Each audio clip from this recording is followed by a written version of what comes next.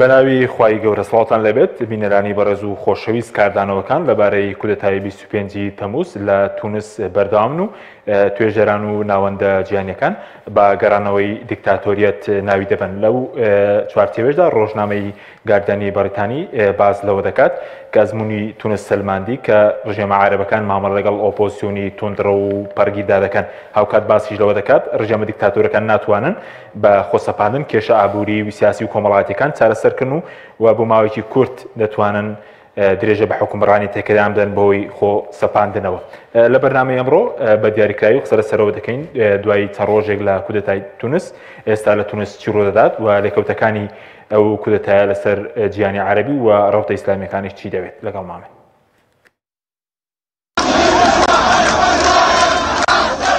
کاردانەوەکان لەبارەی کودەتای 25 تەمووز لە تونس بەردەوامن. توێژەران و ناوەندە میدیایەکان بە قۆناغی گەڕانەوەی دیکتاتۆریەت ناوی دەبن. لەو چوارچێوەیەشدا ڕۆژنامەی گاردیانی بەریتانی لە وتارێکدا تیشک دەخاتە سەردۆخی تونس لە دوای کودەتاکە و دەڵێت ڕووداوەکانی هەفتەی ڕابردووی تونس ئەوە دەسەلمێنێت سیستمە عەرەبیەکان لە مامەڵەیان لەگەڵ ئۆپۆزیسیۆندا پەڕگیر و توندڕەون. لەبارەی هەڵوێستی ئەمریکاش لەبارەی کودەتاکەی تونس ڕۆژنامە بەریتانیەکە ئەو ڕووداوەی تونسی باسەنگی محەکی هەڵوێستی بایدن لە قەڵەم دەدات کە داخوا چۆن بەرگری لە دروشمەکانی دیموکراسی و مافی مرۆڤ دەکات. دەربارەی چارەنووسی دیکتاتۆرەکان ڕۆژنامەی گاردیانی بەریتانی باس لەوە دەکات هەندێک ڕژێمی عەرەبی بڕوایان وایە بە زیاتر خۆسەپاندن و دیکتاتۆریەت کێشە سیاسی و ئابووری و کۆمەڵایەتیەکان لە خۆیان دوور دەخەنەوە. بەڵام دەبێت بزانن تەنیا ماوەیەکی کورت ڕۆژی سزاکانیان دوور دەخاتەوە.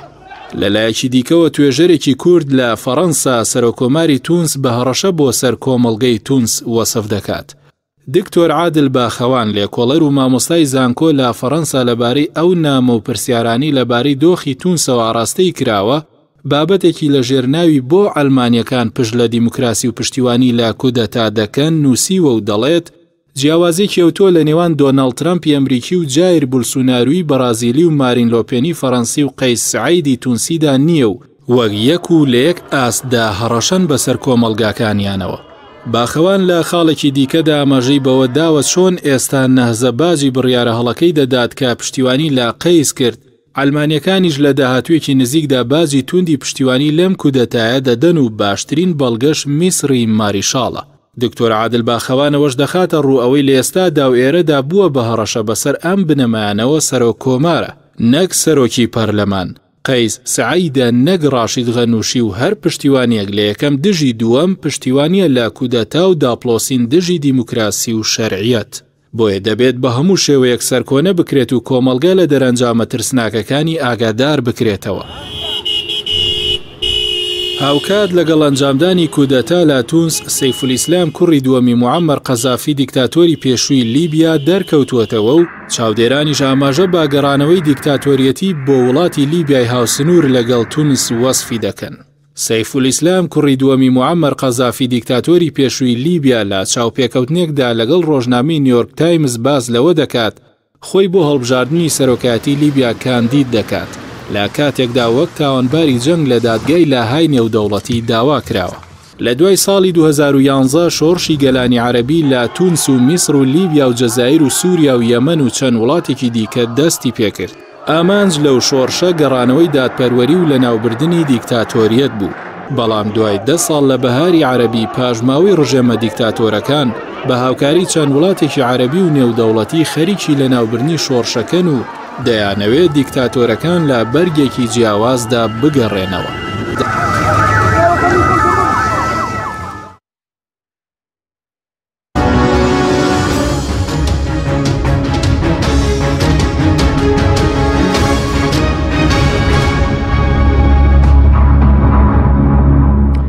جارێکتر سڵاوتان لەبێت بینەرانی بەڕێز بۆ قسەکرد لە سەرم پرسەم هێندارێک لە بەڕێزان فازڵ قەرەداخی نووسەر و ڕۆشنبیر لە سودۆی سەرەکی هەروەها لە لەندەنەوە دکتۆر ئیبراهیم محەممەد مامۆسای زانکۆ و شارەزای سیاسەتی نێودوڵەتیمان کردو سوپاسی ئامادەبوونیان دەکەین. کاک فازڵ بەخێر بێنگە لە بەڕێستانەوە دەست پێ بکەین قسە لەسەرەوە بکەین بە دیاریکراوی لە دوای 25 مانگەوە لە تونس چی ڕوودەدات دۆخەکە ئێستا چی بەسەراتوە؟ بەڵێ بەنایخوا ئەوەی کە یعنی ڕوونیا لە تونس کە کودەتاکی زۆر ئاشکرایە هەرچەنە کە بڵین سەرۆکی تونس قەیس سەعید کە ئەڵێمە کودەتانی و نیازم نییە کە بم بە دیکتاتۆر حەزەکەم هەر وەکو یعنی زانیاریەک کە چۆن لە ڕووی دەستورە ئەمە کودەتایە لە فەسڵی هەشتا لە دەستور ئەڵێ سەرۆک کۆبا دەتوانێت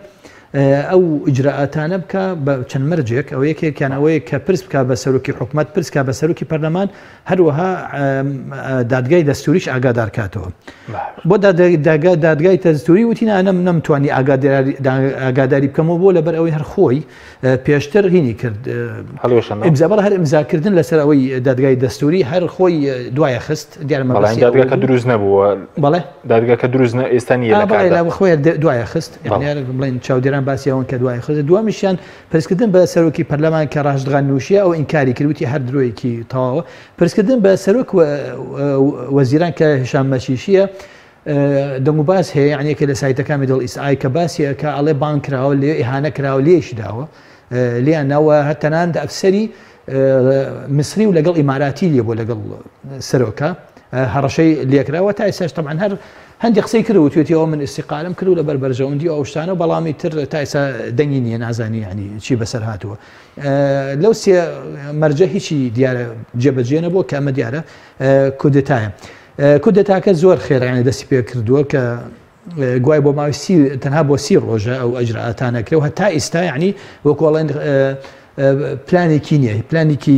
پێشکەش نەکردووە کارخنی ئەوەی لی ئەگیرێ بەڵاوی دەست پێکراوە بجگەلەوەی کە هێزی سوپادا بەزیوە پەرلەمان پەکراوە دەست کراوە بە دەستگیرکردنی چەند کەسێک ینی ئەندام پەرلەمان چالاکوان ئەوە هەمووی دەستکراوە بە دەستگیرکردنی ئەوانە وانە کەشی دەستگیر کراون بۆ نمونە ئەوەی کە چالاکوان و ئەوەی کە بڵین لە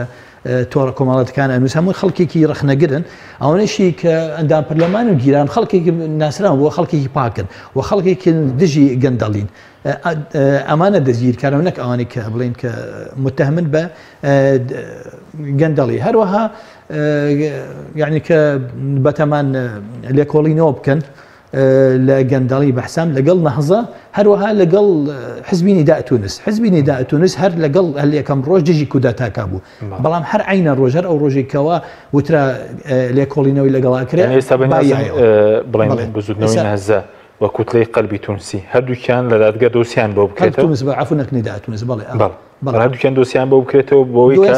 قەدەغە بکرێن ماوەسە بەڵام قەلب تونس سەرەتا دژی کودەتاکە بوو بەڵام کە ئەوە کرا لە هەر هەمان ڕۆژانی کە ئەو بڕیارەیدا ئەو باهەیە و ئیتر سا ینی پشگیری کودەتاکە کات یان دیار هەر لە ترسا زانی کە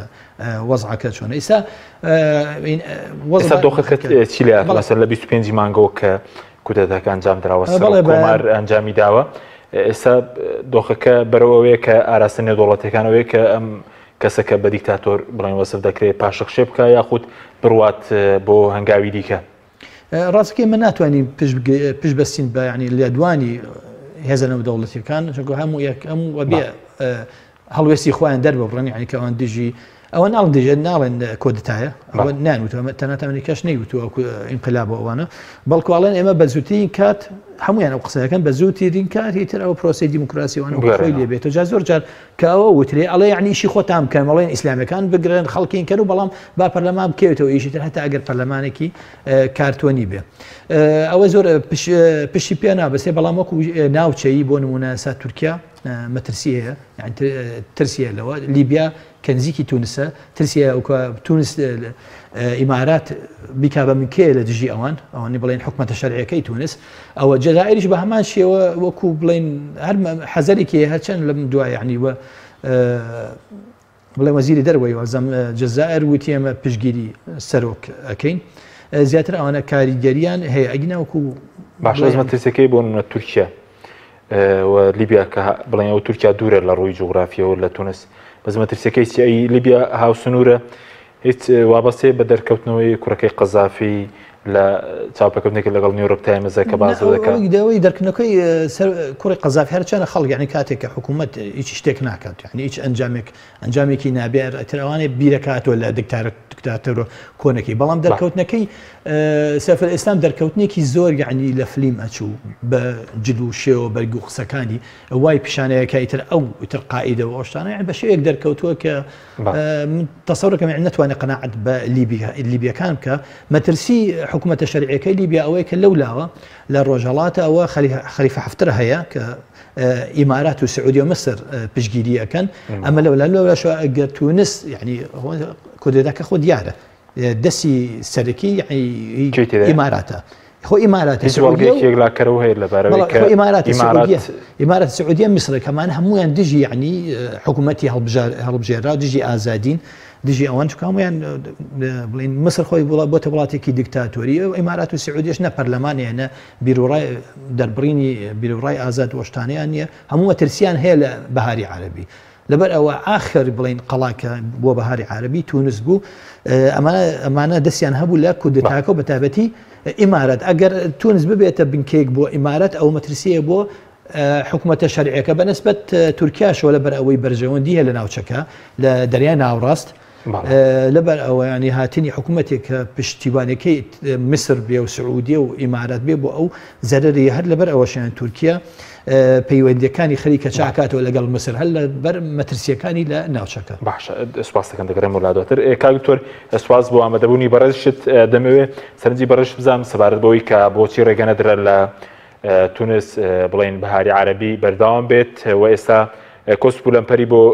دروست کراوە هۆکارەکەی چییە؟ بەلای خۆی بەخشندەی میهرەبان زۆر سپاس بۆ تۆ کاحەکیم زۆر سپاس بۆ مامۆستا فازڵ قەرداغی و بۆ بینەرانی کەناڵی ئاسمانی پایامیش ئەلبەت هۆکاری بەردەوام لەبوونی با بڵێن تونس وەکو یەکەم وڵات لە بەهاری عەرەبیان دەستی بۆ شۆڕشە کرد و بۆ گۆڕانکاریانە کرد لە ناوچەکەدا بەڕاستی هۆکار گەلێکی زۆران هەم هۆکاری داخلی و خودی ناو با بڵێن حزبی بەڵێن ناوزەی تونسییان ئەو بارودۆخێکرانەوە تونسا دەگوزارێ و هەروەها ئەبعادی خارجیشی هەیە هەموو دەوڵەتێک هەموو ناوچەیەک هەموو حزابێکی سیاسی لە دوای بەهاری عەرەبیەوە تووشی کۆمەڵێک پێداچوونەوە مراجعات و کۆمەڵ لەم بابەتانە بوونەوەیەکێک لە با بڵێن ئەوانە شتێکی سروشتین لەناو حیزبی سیاسی و لەناو دەوڵەتەکەشەوە بوو تونس بەڵام ئەوەی کە جێگەی سەرنجە لەو مدەی کە زەمانی دوای 2011 بەدواوە تا کۆساکە 10 ساڵە باڵێنەوە بەرەیە کە بە لەسەر ئیسلامی سیاسیران و خەڵک دەڵێن وەکو ئەوانەی دەڵێن ئەناو مستەلاحە من پێم وایە مستەلاحێکی باش بەکاربێنێ بۆ ئەحزابی سیاسی بڵێن ئیسلامی سیاسی بەڵام ئەوان زۆر هەڵاندە کە بۆردی خارجی لەسەر بۆردی خارجی بنا بکە ناتوانی و دەوڵەتانیش هێزێکی سیاسی بۆکو ئەوەی کە لە تونسا نوێنەرایەتی دەوڵەتێک بکات دەوڵەتێکی بۆکو تونس پیان تەقبول دەکرا و ئەبعادی خارجی دەوڵەتانی عەرەبیش بە تایبەتی وەکو دەوڵەتانی خارجی و زۆر وەکو دەوڵەتانی فەڕەنسا و بریتانیا و ئەمریکا و ئەو دەوڵەتانی کە کاریگەر لەسەر سیاسەتی خۆڵاتی ناوەڕاست و ئەو بەشی ئەفریقیا و هەروەها دەوڵەتانی خەلیجیش بە تایبەتی ئیمارات کە دەستێکی باڵای هەیە و سعودیە و حتا میسریش و حتا تورکیاش بە جۆرە لە جۆرەکان کە بێوێت لە ناوچەکە دەستی هەیە لە گۆڕانکاریەکانی هەندێک باڕاستی هەندێک گۆڕانکاریەکانی ناوچەکەدا دەستی هەیە ئەمانە هۆکار بوون بۆیکەوە ئەو بارودۆخی کە لە تونس بێتە ئاراوە و توانیان ئەو کۆتایی بۆ بێنن کە لە سەرەتا دەستی پێکردووە ئێستاش بۆ شێوازی دەداراوە بارودۆخێکی نائاسایی وڵاتە بەرقەرارە. باشە کاکتۆر سەبارەت بە کاریگەری کودەتاکە بە دیاریکراوی چییە لەسەر پارتە ئیسلامیەکان بە بۆ چوونی بەڕێزت کاریگەری دەبێ خودت کاریگەریەکە سنووردارە و لە بوارێکی کەمدا ئەگەر کاریگەریەکە بێت؟ ئەگەر لە پرسیارەکە دووە حاڵی بم ئایا ئەو بارودۆخەکە تونس هەیە لەسەر پارتە سیاسی ئیسلامیەکانی تر کاریگەری هەیە گومانی تێدا نییە تونس یەکێک بۆ لەو ئەزمونانی کە بە ئەزمونێکی سیاسی ئیسلامی با بڵێن دەش و بهێنرا هەژمار دەکرات کاریگەری هەیە لەسەر عالەمی ئیسلامی لەسەر گەڕۆتە ئیسلامیەکانی تر لەسەر ناوچە خۆڵاتی ناوەڕاست بە ناو دەوڵەتانی جیهانی ئیسلامیدا بەڵام کاریگەریەکی سنووردارە ئێمە ئەو پرسیارە بکەنایە و کاریگەری تا چەندێکە ئەکرێەوە وا لە حیزبێکی سیاسی کا استراتیژی خۆی بگۆڕێ حیزبێکی سیاسی ساین سیاست خۆی بگۆڕێ بێکوا لە تونس ڕوودایا لە میسر ڕوودایا ئەوەی لە لیبیا ڕوودایا ئەوەی لە سووریا ڕوودایا چونکە ئێمە دوو تەجروبەمان هەیە لە بەهاری عەرەبیە تەجروبەیەکی یەمەنی و سووری و لیبیمان هەیە و تەجروبەیەکی میسری و تونسیشمان هەیە ئەم دوو جۆر لە تەجروبەیە جۆرێکیان کە بە شێوازێکی چەکداری و ئەمانە هاتە گۆڕێ و جۆرێکیشان بە شێوازێکی سلمی و خۆرسکانە بووەوە ئەو هەردووکیانمان هەیە هەردوو تەجروبەکەمان هەیە ئایا دەکرێت ئەم تەجروبانە بێت بەیەکەوە حیزبێکی سیاسی نەوڵاتی ترا بێ استراتیجێتی خۆی لەسەر بیناکە توی وایەوە هەڵەیە و ناگاتە کاریگەریەکەش ناگاتەوە ئاراستەیەکەوە ئەو کاریگەری هەبێت بۆ نمونە ئەگەر باسی هەرێمی کوردستان بکەین و پارتە سیاسیانەی کە لە هەرێمی کوردستان هەیە و کۆمەڵی دادگەری و یەکگرتووی ئیسلامی و ئەوانی ترش لە ساحەکە وجودیان هەیە لە بەهاری عەرەبی کە هات نەبوو هۆی ئەوەی کەوا ئەم هێزە سیاسان لە هەرێمی کوردستان کورسەکانم بە ڕژەیەکی بەرفراوان زیاد کە حاوتای ئەو سەرکەوتانە بێکە بۆ نمونە لە تونس و لە میسر و لەوێ ئەو ڕۆیداوە کە ئەوان توانیان هەم بە شێوازێکی تر مەسەلەن بنە سەر دەسەڵات ئەوانە و نە لە ڕووخانی میسریش بۆ نمونە لە ڕووخانی بۆ نمونە ئەو ئەزمونەی کە لە میسر بۆ کوردایی کە کرا ئەمان هێز بڵێن هێزێکی زۆران لەدەستا بێنە لە هەرێمی کوردستانە بۆیە ئەگەر بێت و بە شێوازێکی تر بڵێن بەرەو پێشچوون و گەشە و کاریگەری پارتە سیاسیەکان لە ناوخۆی هەر دەوڵەتدا کۆمەڵگاکە بەندە بە کار و چالاکی و حیزب و استراتیژ و تەکتیکی خۆی کرد لە ئاکای سیاسەکانە دەیکات نەک لەسەر تەنها ڕەهەندێکی خارجی ڕەهەندی خارجی کاریگەری هەیە لەسەر چالاکی و استراتیژ و تەکتیکی پارتە سیاسەکان لە سنوورێکی داری کراوە بەڵام ئەگەر بێت و تەنها ڕەهەندێک وا سیر بکرێ ئەو ڕەهەندە خارجیت کودەتای ئیتر سەرکەوتنە ئیتر کاری چەکداریە ئیتر هەر شتێک لەو بابەتانە بێت وا سیر بکرێت کە بێتێت زۆر بە شێوازی گشتی و وەکو بڵێ ڕێشەی گۆڕانکاری لەناو پارتە سیاسەکان دروستکرا هەڵەیە و ئەو حیزبە سیاسیانێکی کەوابن دەبێت علامەتی استفهام لەسەر خۆیاندا بێت چونکە حیزب دوجار ڕنگدانەوەی کۆمەڵگایە تۆ لە کۆمەڵگاکی خۆتە چاو لەوە بێتە دیش لە کۆمەڵگای ترا چی ڕوەدا بەڕاستی ئەمە کارەساتر بۆ بیر و بۆچوونی ئەو خەڵکانی کە وا بێت دەکەنەوە و من پێم وایە من قەنەعەتم وایە ئەم جۆرە لە بیرکردنەوەیە کە مادام لە تونس کودەتای بەسەر کرا فەشەریە ناوە مادام لە میسر کودەتای بەسەر کرا فەشەریە ناوە مادام لە لیبیا ئاوایەوە مادام لە مەنە ئاوای بەسەر هات و مادام لە سووریا ئاوای بەسەر هات کابەتەی سەرمەکان تاوە دوو دەستی بەتاڵی بچنەوە ماڵ و بێئەمەلی خەڵکی دەکەن بەم شێوازە کارێکە کە ئیسلامیەکان نەبێ وا بیرکەنەوە نابێ ئەو خەڵکانێکی کە وا بیرەکەنەوە حاڵ بدەن ئەندامان لایەنگراون دەنگدەرانی و حیزبانە خۆڕەحزان بکە بێ ئومێدان بکەن لەسەر ساحەی سیاسی کە ئەمان کارکتێرێکی گرنگی لە هەرێمی کوردستانە. بەڵێ سوپاس دەکەم کاکتۆ دواتر گرێم بۆ لای بەڕێز کاک فازڵ سەبارەت بە و بڵێن سەرۆک کۆمار قەیس سەعید بڵێن ئەو کە حکوومەتەکەی هەڵۆشاندۆتەوە بەتایبەتی لەو کابینەیە کە دڵێن دۆخی ئابووری خراپە کۆرۆنا هەیە بێکاری هەیە هیچ وەزیرێکی بە زوتنەوەی نهزەی تێدا بووە کەم حکوومەتێکی ئێستا هەڵۆشاوەتەوە؟ نەخێر بزوتەوە نەهزە لەینە لە 2011 تا 14 لەگەڵ دوو حیزبی ترا بەشدار بۆ دوایەوە پاشەکشەی کە دوای هەموو کێشانی کە بۆیان دروستکرا دوای ئەوە وەکو شەریکێک لە حکوومەتێکی تریان لە حکوومەتی نیدا تونس بەشداری کرد لە دوو حکوومەتی نیدا تونس بەشداری کرد لە 2016 تا 2020 لە ڕاستەکەی بڵێن کێش ئابوووریەکانی تونس پێشتر هەربوون ئەو کۆڕۆنای هاتە سەر یعنی بەڕاستی باخود بارودۆخی کۆڕۆنا ئێستا لە تونس زۆر خراپە ئەمە وای کرد یعنی خەڵکەکە بێزارێکی زۆر دەرببڕن اینجا ئەوانەی کە هاتوون و دوای کۆدەتاکە و هاتون و یعنی خۆشی خۆیان دەربیرۆ لەسەر جادە لەسەر ئەوەی نەک دژی ئەوەی کەمە بڵین لەبەر ئەوەی نەهزە لا براوەیان ئەوشتار ئەوان خۆیان ئیتر باوەڕیان بە پەرلەمان نەما باڕیان بە حکوومەت نەماتانات پەرلەمانش بێحورمەت کرا یعنی هەوکو بڵین نەخشەیەکە بوو بە حرمەتکردنی پەرلەمان کە ئەوەیە وای لێکرا کە خەڵک ڕقی لە پەرلەمان بێ وەکو بوونەمە یەکی لە کارەکانی ئەوەی یەکە لە نوێنەرەکان کە عەبیر موسیە کە هەمیشە ئیشەکانی پەرلەمانی پەکە خست یعنی وای لێ هات بە مەکەبەرە هاتە نەو پەرلەمان و هاواری کرد بۆی کە یعنی کارەکانی پەرلەمانی پەک ئەخز بۆ ئیتر ئەو پەرلەمان هیچ قیمەتێکی نامێنێ ئەو سەرۆکی شعب کە ئێستا پشتگیری لە کودەتاش دەکەن ئەوەیە کە دژایەتێکی زۆریی نەهزەشیە کرد وە کە یعنی قسەشی لەسەرەکەوە پەیوەندی هەیە لەگەڵ ئێمارات ئەمە هەمووی هەیە یعنی ئەو بارودۆخە خراپە هەیە کە خەڵکەکە لە بێزار بوون بەڵام ئەوە بارودۆخی هەموو یعنی بڵێن چینە سیاسیەکە بڵێن یعنی خەتاکە هەموو چینە سیاسیەکە فازە بۆچی ئێستا بازۆکی کە لە 2011 چوار سەر و کۆمان ڕاستە و خۆ بڵێن هەڵبژێردراون هیچیان نەهزە نەبوون بۆ نمونە حکوومەت 8 سەرۆکوەزیران هەبووە تەنها 2 سەرۆکوەزیران ئەویش بۆ ماوەی 2 ساڵ لە نەهزە بوون بۆچی ئەو حکمی ئەوانە کە لەوێ بڵێن شکستی هێناوە ئەوەی کە ئێستا دەبوو 30,000 دەڵێن بۆ نمونە لە هەندێک ڕاگانی کوردیش دەڵێن ئیسلامەکان لەوێ لە بواری ئازادیە لە بواری بڵێن ئابووری و ئەوان سیاسی شخصیان هەیە بۆیە خەڵک ناڕەزایەتی دەبڕێت نەخێر ئەوەی کە ڕاگادی کوردی هەر یعنی جێگەی هەر متمانێنێ بۆ قسەکردن جوکانە زانیەکانیشان هەڵەیە ئەوە خۆشم باسی ئەوم کردتەنانەت ناوی سەرۆکەکەش نازانن ئەو عەبیر موسیە ئەڵێن عەبیر موسای تر خۆ شتێک لەوانە نازانن ئەنجا دوای ئەو غەڕەزیشیان هەیە باسی ئازادی و کردە یعنی 10 ساڵ يعني نەهزایت لە حکومایە و لە بڵێن لە حکوومەتای ئەوانە یەک کەسی نەگرت لەسەر بیرۆ ڕای ئازاد تەنانەت یعنی جنێ و قسەیەکی زۆر خراپیشی لێکرێتانەت یعنی شکاتیشیان نەکرد وەکو شکاتی هین ئێستا قەیس سەعید ئێستا هاتووە چەند ڕۆژێکە ئەوەی کرد دەست کردو بە گرتنی ئەو کەسانی ڕخنەی لێگرن یەکی لەوانە بۆ نمونە ناوی ناوکە ئەمان قیلابێک کە کردوێتی دەستگیری هێزی ئەمنی بۆ ناردووە ئەوە هەر لە ماوەی چەند ڕۆژێکە بە پێچوانە ئەو ماوەی کە بڵین لە 2011 تا ئەم کاتانە ئەو ئازادەیە کە لە تونس هەوو ئازادی زۆر بووە یعنی بە پێچوانەیە کە ئەمە ئەم ڕاگەاندنی کوردی کە بەشێک لە میدیاکانی دەسەڵاتە ناوی سەرۆک کۆمارەکەش نازن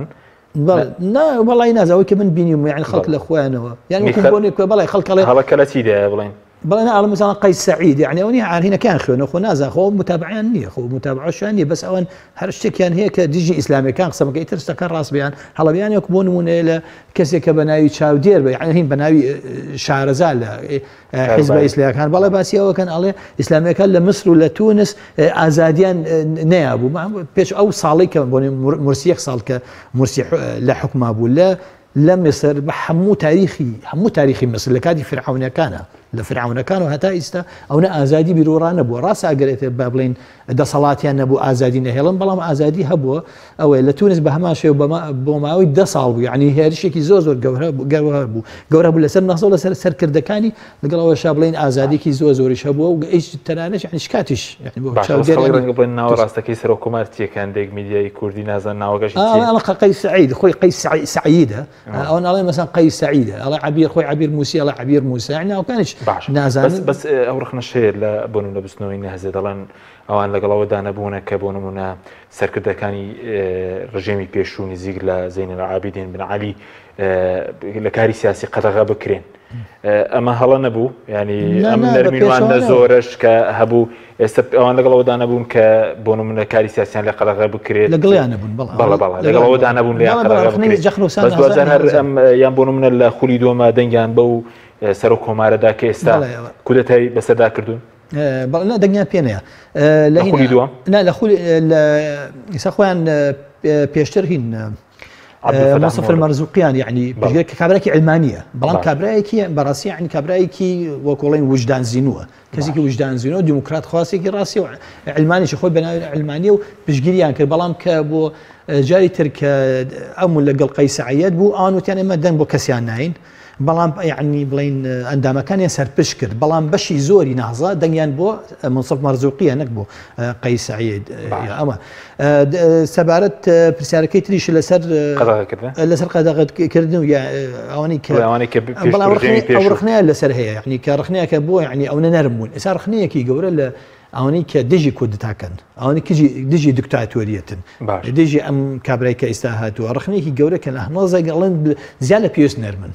یعنی زاد لە پێویست نەبزان لە پێویست تەنازولیانەکەن ئێستا بۆ نمونە لە حکوومەتەکان کە بوو بە هەموو کێشەیە تەنازولیان کرد لە حکوومەتەکە ئەوەشی سێ دوای کابینەشی وەزیرێکیان نەبوو بەڵێ ئەوەشی سێرە یعنی دوای ڕێکخراوێک خەڵاتیە بە یەکێ لە ڕێکخراوەکان لە ڕێکخراوەکان کە وەختی خۆشی کە یعنی ئەو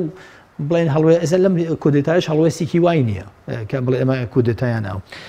بە هەر حاڵ یعنی ئەوە یەکی لە هەڵەکانیانە کە نیان هێشت یعنی بڵێن هێشتیانەوە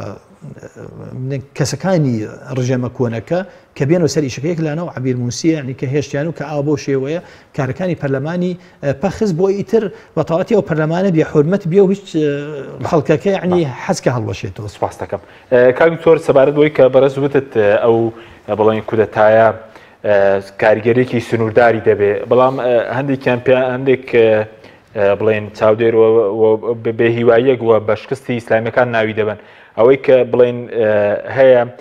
شکستی پێداوە خۆ شکستی ئیسلامیەکانە لە حکومڕانیدا وەتەوێت بە کوردستانیش بۆچی پێ دوای هیچ کارگیرێکی ئەوتۆی لەسەر کوردستان نابێت كحكيم دنگت قطعي كرت بلام مفهوم كوب وعلى كاريجر لسررين كل سنة بأن وقت مش مقدر كوابد بلد دبي وكوت من قناع وادبين يعني بارتي سياسي كاركه الوا يعني بشوازي بشتي تنهار سر يقرا عندي خارجي وتنهار سر يقرا أزمون يا دو أزمون وراسي كاري استراتيجي كخوي بناناك لسر مملك رحمدي خودية وحزبة ولسر عندك بارودوخي ناخوي وحزبة بارودوخي إقليم بارودوخي نيودولتي أما كرو دولة شوارشوي بارودوخ إقليمي كدايا كدولتي كيوكو تونس يا مصر يا بارودوخي كرنا شقرلاتنا وراز داعية من لسر وكاريجرية قصدكين طابتين من لبازني سيم دا يعني بازني كبازني خودي حزبك أخوي وبازني دوهم بريتي لبازني ناخوي أو دولتها أو ولاتك هريم كردستان يعني إما جوازا لتونس لمصر ولا ليبيا ولا الجزائر ولا فلان ولا كسار وهروها باردوخي كمان باردوخي إقليمية كأمل لو شو هالشواد الصورات وقت إما دبي بش نسل بعضي سيم زين أهم بعضي سيم شان كاريجري هم ولا سر كارو شراكة زمان هريم كردستان ممكن واحد كاريجري هريم دول صار نوت ويجي الشوازي كي آزاد هريم كردستان رابرني كل دوي نوت ويجو ومدام زراعة ودوي برلمان وشوازي كبير ما براسي أمل باردوخ الناس تاخذ نوراسان نبوة وجواز لم باردوخ كي وبيكاريجر نبي أو لتونس رودا أو لمصر رودا أو لليبيا ده جزري نصر وكارو بالي وشارجي حزب إسلامي كان هرم كردستان والله أقربته بلين كاريجري كي الرشيد ده بيا أما حالية كي استراتيجية حق سجوا بيركاته وكانت رياضي حزب سياسي كي أخوي بقول بس اللي قبل عندي ثابتين والله أقول عن كلام الأشياء أبي بيد بيح بارتي السياسي يعني هرمي كردستان حزب السياسي كان هرمي كردستان يعني بشكل كلا معنا براسي بيان دراسيا بارودو خب كان كشون اسفادي لب كان دداها انا كشون توقعنا كوان تداي ام يستار بتنها بجداري كنا صلاته بجداري كنا عفوا لبروسيس سياسيه لدى صلاته بجداري ما دام لدى صلاته بجداري لبروسيس سياسيه بجداري كبريتي للبرلمان جاء بجداري شكراها لحكومتها لقناع خاني رابردوا اهل دهاتوا شلون بين اغلبيته يوم قناقي برينا بيشتر وكو تونس دسراتي برلمان وتوانين سر كومار كاريجمان دس داناني هبي وكو مصر بتواني بوش وازبيت اما ايما اسماعيلي ده يمكن اسماعيلي كش بوش وازبيك او اسمنا سر ايما دوارنا بيت طبعا ما يشتا قبله ما كش توقفناها ما نبرقش نوقفناها ايما تشي كان بردوي كان نقش نوقفناها كو هل خمار محكوم كان بيك ما دام اما نتيجه كما انا دبي ايما حق يساوي داني شنو كنت هاي نخير بردوخي ناو خوري وخدي اقليمي لو شي تريجباتي بيشور كبردوخي وبكام راسي إسلام كان هرمي كردستان أزمون إكباب بيشكش كان كوالدولتان تري إسلام كان الناس كان تري إسرائيل يبكن وإما وانا زين دائما إما تابعين بأزمون كدروا وابكن أزمون كدروا إما أصلا أول كلاتونس رودابش بهرمي كردستان سربوا بوقتها بخانهين سربوا أوشتني أما أبوادك بلام أواني كسربوا وقتها بخاني بابلين إخوان مسلمين لا إخوان لا مصر لا تونس لا بابلين لا تركيا شا وهروا حنيق لماليزيا وحنيق لدولتان تريش وراسي دبي مثلا بيرو كانوا كشوازي كاري إخوان لرو تكتيكيو بقولنو وبقول جنا جرو دولتان كلنا وشو كذا وجود يعني بلام بوهز قبل كتير كلا دراومي براسم كاري كم تري بتوه وعتاي كتير أو مدرسي كأم كنت دايما بسر ذاكرة ده بير بوشون كاني خوي دارج تو أواني شو كانوا توي أم مدرسين ده بيستفاد له أزمنة كم ويكوا أما مثلا نيك لده البروسيس السياسي روبران بيتوا لأجري روبرو بنوال لم بارد خان. باشا بس وكو كمالي دادگری که بون مناسب کردکانی باز لو دکن کوان سربیز خطاب خانه کی درکینین و تایبت به خاک ریمی کردستان و مدرسه‌ای کی مناو خویی که بلن لسرکردکانی حزب و سرتاوی گرتوا کاریگری به دیاری کراوی لسر کمالی دادگری دبت یا خود وکو دلای دور لو مدرسه خوي بو كاريجري كده صار كمال دادگري دبي ولا وتبيشي كمال دادگري سيار بي ولا عندامكي بلا برز وكو توجرك بلا بلا وكو توجرك وروها وكو ڕاوشکاری جنابی سەرۆکی کۆمەڵ دادگەری توانم ئەوە پێ بڵێم کە ئەم کاریگەرانە سنووردارە بۆ کۆمەڵی ئیسلامی دەبێت لەم بارودۆخانەدا دیراسی بکە دیراسیان بارودۆخانە بکە چی وای کردووە کە لە میسر لە هاتنە سەدەسەڵات بەو شێوازە کوردستان بەسەرداکراوە لە تونس بەو شێوازە وای بەسەرداکرا و ئەو ئەزموونەی کە لە لیبیاشی ئیسفادی لێ بکە ئەوەش لە یەمەنیشی ئیسفادی لێ بکەوە ئەوەش لە سووریا هەیە بەسەر ئیسفادی لێ بکە بۆی کەوا بەرچاوڕوون بێ لە ستراتژی داهاتووی خۆیان هەنگاوێک نەنێ دووبارە هەڵەکانی خەڵکانی تر دووبارە بکاتەوە لە کۆمەڵی ئیسلامی لە کۆمەڵی دادگەری ئەمە بەڕاستی دەبێت بەرجەسە ببێت و بەرجەسەکردنەکەشی لە قۆناغەکانی داهاتوو دەبێت ئەو ناوەندانی کە پەیوەستن بەوە ناوەندی پێگەاندنی کۆمەڵی دادگەری و ناوەندی لێکۆڵینەوەی کۆمەڵی دادگەری و ئەنجومەنی باڵا ئەندامانی سەرکردایەتی ئەو حیزبە لەوە دیراسی ئەو بارودۆخە کە ئەم پۆزتیڤ و نێگەتیڤەکان لایەنە ئیجابی و سلبیەکانی ئەمە بکەن بە کۆمەڵی خاڵ و بۆی کە لە داهاتووە بەرچاوڕوون مناگەربێت و لە قۆناغەکە ئەمان بێتەوە پێشاو چۆنەکەن گومانیش لەوە دانێ ناوێ بەلای ئەوە دابچن مۆڵێک دەوروژێن دێت ئیسلام من ئەوەندەی کە متابعی دەکەم لە ئەو خەڵکانی کە خەڵکێکی ڕۆشنبیری عالەمی قسە لەسەر کۆمەڵێک بابەت دەکەن و هەروەها لە هەرمی کوردستانیش کۆمەڵ لەسەر بابەت دەکەن کە حیزبی ئیسلامیەکان دەبێت زیاتر گرنگی بەلایانی پەروەردە بدەن و ئەو لایەنە پەرامۆژنەکان و لایەنە سیاسیەکە چونکە ئەوەتانە لە میسرەوە لە تونس ئەوە بۆ شێوازە بەڕاستی ئەمە هەڵەیە بکرێتکە تا لایەنێکی یا سێکتەرێک تاغیب کە بەسەر ئەوانی ترا یا مەسەر ئەوان تر ئیمالکێ دەخر دەبێت بە شێوازێکی هاوسەنگی لەگەڵ بارودۆخەکانە بڕۆی بەڵێ دواتر دەگەڕێمەوە لای بەڕێز لەسەر لایەنە پەروەردەکەی و ئەو بژاردانش قسە دەکەین بەڵێ بینەرانی بەڕێز ناوبڕێکی کورت و دەگەڕین وڵاتان لەگەڵمان بێنە. تۆپ ئارت تاکە بریکاری تۆڕی میدیایی کۆمەڵ بۆ بەرهەمهێنان و بڵاوکردنەوەی ڕێکلام.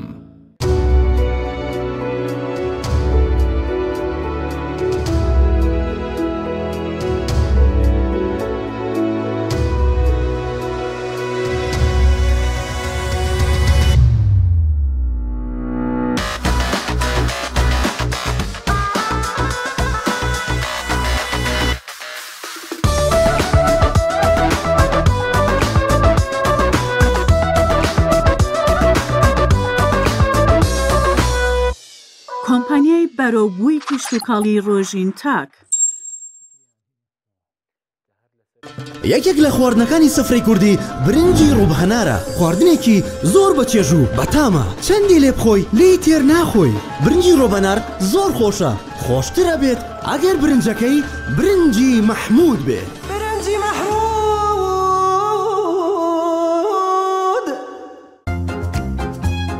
ئایا پێت وایە تەنها مناڵ ڕۆژانە شیر دەخواتەوە؟ نەخێر دکتۆر بەسامیش ڕۆژانە شیر دەخواتەوە چونکە ئازانێت پێکاتەی شیر چەند بەسوودە بۆ جەستەی کە پڕە لە کانزاکان و ڤیتامینەکان بەڵام هەموو شیرێک نا شیرێک کە سروشتی بێت وەک شیری ئاڵتونسا دۆژی تر پێویستە ڕۆژانە شیر بخۆیتەوە.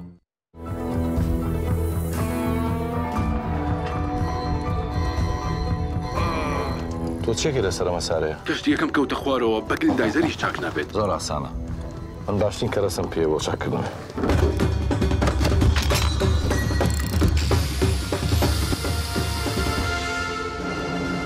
ئەوە تەواو بە گرنگی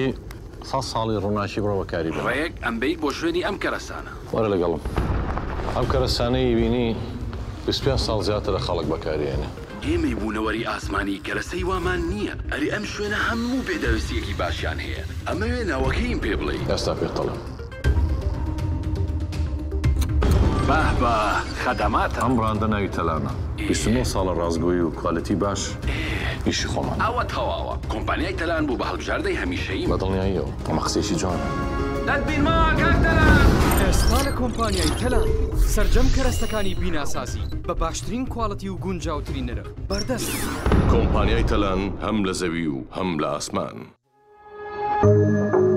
تۆپ ئارت تاکە بریکاری تۆڕی میدیایی کۆمەڵ بۆ بەرهەمهێنان و بڵاوکردنەوەی ڕێکلام.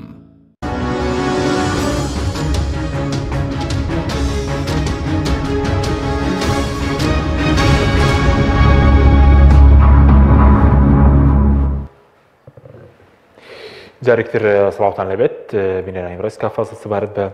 ئەزمموی ئیسلامیەکان لە دوایی بڵین شۆڕشی بەهاری عەرەبی لەر شوێنێ دەسەڵاتیان گرتێتە دەست توانیویانە شتێک بکەن یاخود ئەوەی کە ئێستا کورتیان بەسەردا کراوە یاخود هەر پرۆژەکە شکستێناوە؟ هیچ پرۆژێ شکست ناهێنێ هەتا لە کوردستان تەماشاکی حیزبی وایە یعنی بۆتە ئاونی بچووک بۆتە بەڵام هەر ماوەتەوەی پرۆژە هین نابێ پرۆژە شکست ناهێنێ یعنی پرۆ بڵێن نەمێنێ شکستەکە چێ شکستەکە لە بڵین خودی کەسەکان خۆیان یعنی کتری واز لەو پرۆژێ بێن واز لەو حیزبە بێنن تر هەرێکی بەلاکا بڕە نەخێر جا ئیسلامی سیاسیش فەرقی هەیە بام حیزب ئیسلامیەکان لەگەڵ حیزبەکانی تر ئەنی ئیسلام سیاسیەکە لەبەر ئەوەی بناغەکەی دینە اینجا مەرجعەتێکی دینیشی هەیە لەبەر ئەوەی کەیکا ئەگەر هەمووشیان نەبن بەشی زۆری ئەندامەکانی وەکو ئەکێکی دینی تەماشایەکەن ئیتر بەشێکیان بڵێن ئەگەر بۆ دنیاکەش بێ ئەوە لەو کاتێ لەم زروفەیە کەس ناتوانێت ینی بۆ مەنسەب و بۆ ئەوشتانە ئیش بکات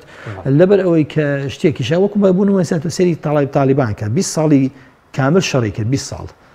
دژی ئەمریکا 20 ساڵ بەڕامە لەبەر ئەوەی دافعەکان دین بۆ 20 ساڵ بەرگیان گرتووە ئیسا ناچە ئەمریکان ناچات کە پاشەک شە بکە وەکو پرۆژە هیچ پرۆژەیەک بەڕاستی شکست نایێنێ بچووکە بێتەوە نەمێ ئەمێنێتەوە سەر کەسەکان خۆیان کە لەسەری بەردەوام بن بەنسبەت بڵین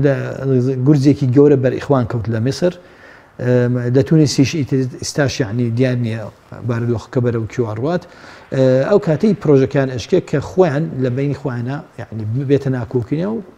پەرد بن باش بەس وەکو ئەوەی کە ماوەیەکی ژەگەر بە شغلیش لە سەڵات ببوون دۆخی ئازادیەکان دۆخی ئابووری باشتر بووە یان خراپترەوە ئیسلامیەکان ئەگەر بۆ ماوەیەکی کاتیش بێت ئەگەر هەموو جمهورەکانیشیان لا نەبوو بێ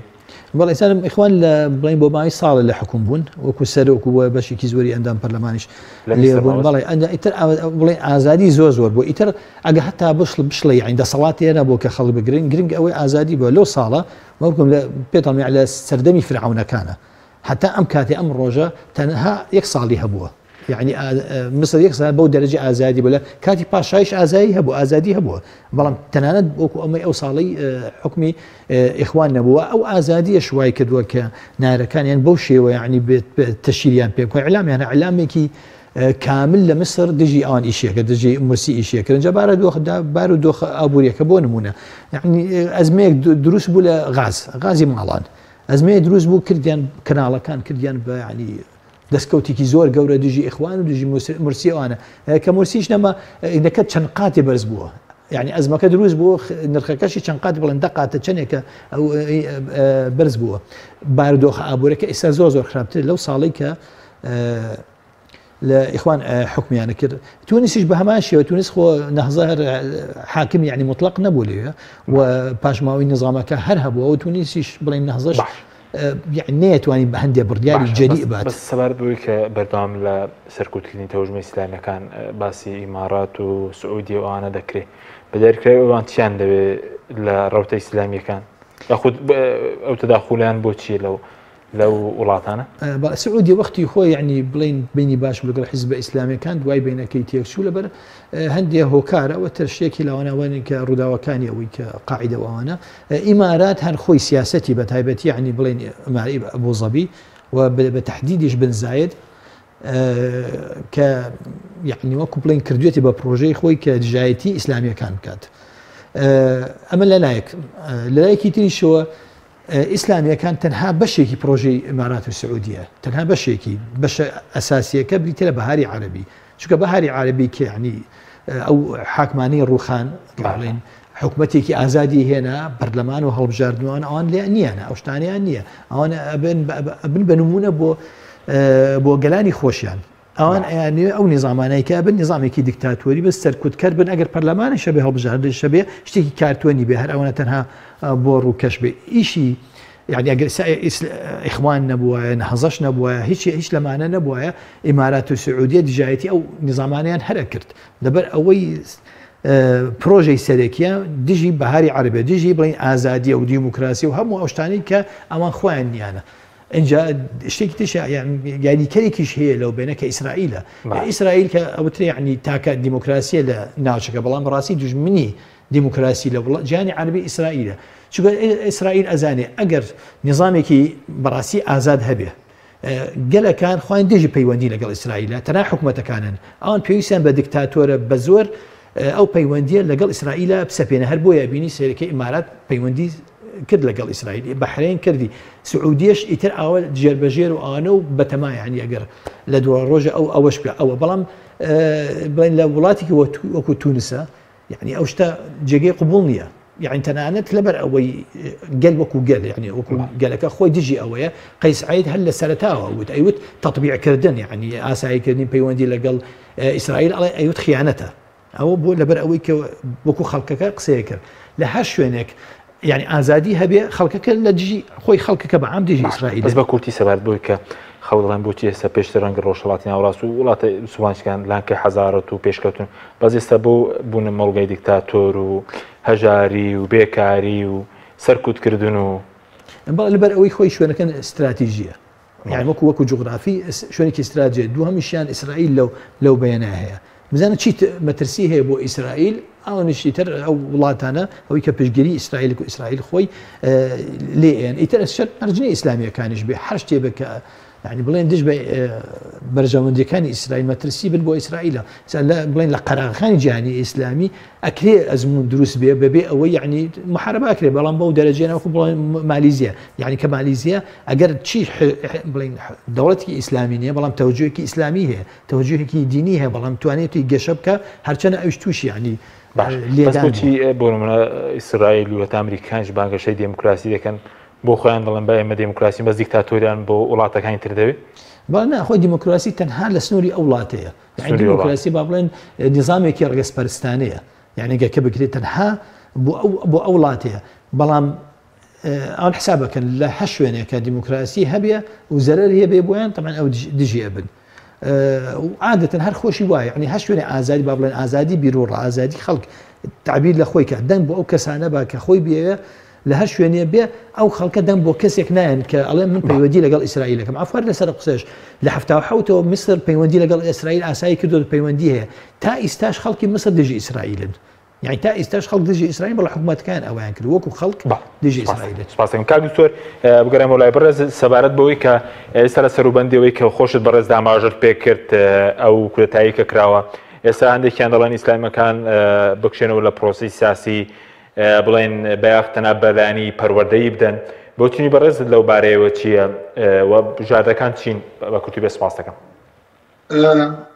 کاک حەکیم دەگەڕێمەوە سەر ئەو قسەیە کە حیزبی سیاسی ڕنگدانەوەی کۆمەڵگایە و ئاڕاستێکی سیاسیەیە کە بەشداریەکە لە پرۆسی سیاسی بەس پرۆسی سیاسیش هەر لە دەنگدانەوە و هەڵبژاردن و چوونە ناو حکوومەت و بەشداریکردن تایدا و ئەمانە هەموو لە چالاکی سیاسەکان و ئەمان هەمووی دەڕات ناو پرۆسی سیاسیەوە بۆیە حیزب ئیشی ئەوەیە بەڕاستی هەم لە پەرلەمان بەشدار بێ و هەموو ئەمیش لە ناو حکوومەتە بەشدار بێ ئەگەر ناو حکوومەت بەشدار بێ پرۆسی سیاسی ترەیە کە بێتێ لە ئۆپۆزیسیۆن کە ئێستا بۆ نمونە کۆمەڵە دادگەری ئەم ڕۆتێک گرۆ دەبەر بۆیە کە حیزب سیاسی ئەم مەحامەی کە لە خۆی وەرگرتەوە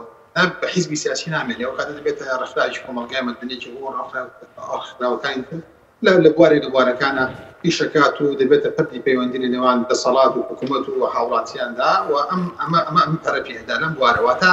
هەموو غەمی سیاسی نییە و پرۆسە سیاسەکان کە وڵاتە دەگوزارێ و دەڕوات ئەم نەبەشداریتە ئەکان ڕێی لەسەردا دەنگی ڕایگەشتی لەسەر کو ئەکاتەوە ئەمانە ناکات بۆیە مادام وایە حیزبی سیاسی ئەگەر بێت و ئەمە هەمەی لەسەرایەوە گرنگی بەلایەنێکی تریدا کە لایەنی زیاتر با بڵێن لایەنی پەروەردەی و تەوعیەکردن و ئەم شتانی کۆمەڵگامانە بەڕاستی لە حیزبی سیاسی نامێنێت بۆیە ئێمە کاتی باسی حیزبی سیاسیەکەین لەگەڵ مەهامە سیاسێکی خۆیان کاری تەوعیە و کاری پەروەردەیشەکە بەشتێکی زۆر باشە و کەسی ڕێگیری لە حیزبی سیاسی نەکردو کە ئەمە نەکا و ئەمە دەوەستە حیزبە سیاسەکان خۆیان کە چۆنێک بۆم ئاڕاستەیە دەڕۆن چەندێک توانای مرۆیی و چەندێک پارە و چەندێک کاتی و حیزب بە دەرخانەکەن لەو بارە چەندێک استراتیژی خۆیان لەلایەنی پەروەردە و تەوعیەکردنی ئەندامان و خەڵکی لەسەر و باگراوندی ئیسلامی کە خۆی باوەڕی پێێتی دەیکات منیش ڕێگرێک نەبوو لەسەری ئەگەر بێت و ئەم پرسیارە بکەین ئایا ئەمانەی کە لە دەرەوە ڕوئەدەن ئەبێت هۆی ئەوەی کەوا ئەم حیزبە سیاسیانە واز لە کاری سیاسی بێن و ڕووکەنە پەروەردە نەخێر بە هیچ شێوازێکەمە معقول نیە چونکە ئەسڵان حیزب سیاسی بەسەر ئەو دروست نەبووە چی لە دەرەوە گوزارت لە ناو تەطبیقی بکات چی لە دەرەوە ڕوئەدا لەسەر ئاسی ئیقلیمی وەکو باسم کرد لەسەر ئاسی نێودەوڵەتی ئەم بێ ئەم ئاراسی خۆی بگۆڕێ و ئەوەی کە کاریگەری هەیە لەسەر ڕەوتی سیاسی و پەروەردەیی و ئاراسی سیاسی حیزب بریتێ لەوەی کە لەسەر خودی حیزبەکە وەساو بنەمانەی کە لەسەری دروست بوو و لەسەر بارودۆخە ناوخۆیەکی ئەو ژینگەی کە ئەو ئیشی تیاکە بۆ لە هەرێمی کوردستانە بۆ نمونە سپێن ئەگەر بێت و حکومەتێکمان هەبوو حکومەتی مەدەنی بوو و پێویستی بە کۆمەڵێک ئەحزابی سیاسی نەگرە هەرچی حیزبی سیاسی هەبوو ئەمە هەڵەشایەوە چوونەوە ماڵ کەس حیزبی سیاسی بەلاوە یعنی گەیشتنە قۆناغی کە حیزبی سیاسی پێویستی کۆمەڵگا نەبێت و لەناو کۆمەڵگەی سیاسیشا وجودی نەبێت و بە شێوازێک بێت ئێمە مستەغنی بن لە حیزبی سیاسی بە عەلمانی بە ئیسلامیەکانیشەوە ئەو کاتە ئەکرێ بڵێن حیزبی ئیسلامی لە هەرێمی کوردستانە پێویست نییە و بوونی لە ڕەوتە سیاسیەکەی بێتە ڕەوتێکی پەروەردەیی و کار لەسەر زیاتری ئەولانە بکات ئێستا خۆ کۆمەڵی دادگەرێکی لەو حیزبانەکەیش بەسەر ئەوە دەکات یەکگرتووی ئیسلامی و ئەوانی تریش کار لەسەر ئەو بوابەشەکەن بەڵام بۆ ئەمە بێتە پرسیار کە کاتێک کە لە میسر کودەتا ئەکرێت من جیاواز کاری سیاسی بێن و بڕۆم وەلای پەروەردەیی ئەوەی لە تونس ڕوادامە بە هەمان شێوە ئەوەی لە یەمەن ڕوەدا وەڵامە چەکدار ئەوەی لە سوودا ڕوەدامە هێزی چەکداری و بە شێوازی چەکدار ئەمە لە لیبیا ڕوەدا وەڵا هەن کاولکار لە وڵاتە دروستە بۆ ئێمە ئەم ئەزمونانە بە شێوازێکی سلبی لەسەر خۆمان تەطبیقین چوو زەمەکە هیچ ئیلزامێتێکی تانێ بۆ من ئەسڵان ئەوەی ئیلزامیە بۆ من ئەوەیە کە داخوازیێڕەوەکانی خەڵکی هەرێمی کوردستان ئەو خواست و هیوارڕەوانەی کە خەڵکی هەرێمی کوردستان هەیە لە خۆمان جێبەجێکەوە میکەمە استراتیژی و تاری خۆمی لەسەر بینا بکەم نەک ئەوەی بێم ئەوەی کە لە دەوە ڕوەدا من یەکسەر لێرەوە تەسلیم و ئاراسی سیاسی حیزبەکە و ئاراسی سیاسی تەوژمە سیاسی ئیسلامی لەسەر بگۆڕم هیچ داعی ناکە پێویست ناکە بەڵام و کوتم ئیسفادە لێ بکرێت دیراسی لەسەر بکرێ و توێژینەوەی گرنگی لەسەر بکرێ بۆ ئەمانە وایان یاد ئەسڵان ینی مادەم ئەو هۆکارانە کە ئێمە گەیشتن ئەو قۆناغ هێشتا لە قۆناغەشانە گەیشتن ئەو قۆناغە ئەو کاتە دەکرێت بڵێن ئەو ئەزمونانەی ئەوان ئاوا بەم شێوازە و با ئێمە دووبارە نەکەنەوە با کودەدامان بەسەرا نەکەن باڵ زۆر بە کورتی کاکتۆر سەبارەت بۆی کە پێ دوای ئەگەر لە هەرێمی کوردستانە هەڵبژارنێکی پاک و بێگەر هەبێ دووبارە ئیسلامیەکان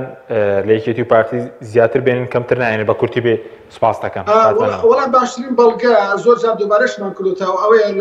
لە زۆنی سەوسێکەی دەنگەکانی کۆمەڵی دادگەری لەگەڵ حیزبێکی وەکو پارتی لە سنووری سەوزا هاوتایانە جار لە پێشەوانش نەنێ هەڵبژاردندا بە هەمان شێوە لە زۆنی زارد دەنگەکانی کۆمەڵی دادگەری لەگەڵ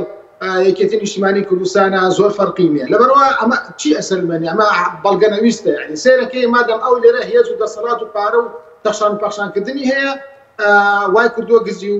ساختەکاری بکە لە هەڵبژاردنەکە بە ئاراسی خۆی بکە بە هەمان شێوە لە سنووری یەکێتی لەبەرەوە لە سنووری یەکێتی بە هەمان شێوە ئەو ساختەکاری و تەجویر و ئەو شتە دەکرێت وای کردووە کە خەڵکیش لەوێ بە ئاراسیەک بەرن کە ئەمە ها یەکێتی لێوە زۆری نێوە یەکێتی وایە لە زۆری سەوزە و ئەمە دەسەڵاتی عند دەسەڵاتی پارە و تەخشان و پەخشانکردنەکە لە زۆری سەوز وای کردووە گۆڕانکاریەکان دروستکرد بۆیان پێم وایە ئەگەر بێت و هەڵبژاردنێک بێ غەل و غەش بکرێت بێ ساختەکاری بگرێت پارە و دەسەڵات لەو حیزبانە بسەرێتەوە یا ئیسلامیەکان پێشەوان دەبن یان هیچ جیازێکی وان نابێت لەگەڵەوانی بەڵێ سوپاس دەکەم کاک لە ڕووی دەنگەوە بەڵێ سوپاس دەکەم کاک فازڵ کاتمان زۆر کەما بەس سەبارەتەوەی کە هیچ هەڵوێستێکی کۆمەڵگەی نێودەوڵەتی هەیە لەبارەی مافی مرۆڤ ئەوەی کە لە تونس کودەتا ڕووی داوە بە کورتی بسپاس نەخێن هەموو لەم هەموو حاڵەتانەی کە ئەڵێن کودەتایەکە بێ ئەڵێن داواکەین لە حکوومەتەکان لە سەرۆکەکە یعنی ڕەوتی دیموکراسی بگەڕێتەوە سەر عینی خۆی ئەمە بەسیانە ئیشەکانی خۆتان بکەن بۆ نمونە ئیسلامیەکان لە دووریانە خەونە هەرچیەکە لێ بکەن و هەر پەرلەمانەکە دانێنەوە هەتا ئەگەر کارتوانی بە بڕوان ناکەم ئیلا ئەگەر شتێکی جدی بێ مەگەر یعنی پەیوەندی هەبێ بە بڵین لاینە سیاسەکە و ئابوووریەکەی ئەو ناوچێ یعنی ئەگەر بۆ نمونە ئەمریکا فەرەنساییش فەرەنسار دیارە دەستێکی لەوەیە هەیە بەڵام ئەمریکا ئەگەر بزانێ مەترسی هەیە بۆی لەسەر لە تونس لە دەوروبەر لە ناوچەی دەریای ناوەڕاست لەوانێ بڵین فشارێکی زیاتر ئەمریکا و فەرەنسا لەسەر چی ناکۆکن لەسەر تونس نه هەر ئەوان سەر تونس نه هەر بە شێوەیەکی گشتی لە ناوچەی دەرای ناوەڕاست بڵین سراعێکیان هەیە لە اینەکە لەسەر نفوز لە ناوچەکە بەڵام کات وەکوتم هەر کاتێک کە ئەوان بەرژەوەندەکان لەگەڵ بۆ بڵین پەرلەمان وەکو خۆی بگەڕێتەوە ئەگەڕێتەوە یعنی ئەو فشار لەگەڵ بەرژەوەندی ئەوانە بێ خوارێ خۆش ئەگەر بەرژەوەندی ئەوانیشانە بێ قەیناکە ئەڵێن ئەمانە مەجموعەکی ئەگەرن بیگرن بەڵام با پەرلەمانێک بەهەر هەبێ دواوتە زۆر وەکوی سەبار بۆی کە لە کوردستان شەندێک دەنگی کەم هەیە بۆ پشتگیری لەو کودەتە سەرنجی بە کورتی بێسپاس دەکەم. وڵ ئەوانەی کە پشگیریەکەن لەو کود هەر ئەوانەیە کە بڵێن سەر بە حیزبەکانی تریان چەپە بڵێن ئەوانەی کە ئەمین نین بۆ چەپگەرایی خۆیان و ئەوانەی کە بەناو دیموکراسی خوازن بەڵام واشنی ئەمانە هەموو کاردانەوەیان ئەوەیە کە دژی ئیسلامیەکانە دژی ئیسلامی بە شەرتێ نەهزار لە 270 کورسی 52 کورسی هەیە لە حکوومەتی شانیە بەڵام لەبەر ئەوەی کە شتێک هەیە ناوی حیزبێکی ئیسلامیە ئەوان ئیتر هەر کودەتابی هەرچیە بوومە لە ڕێزە بێ هەرچیە بێ پێیان خۆشە. سپاس زۆر سپاس بۆ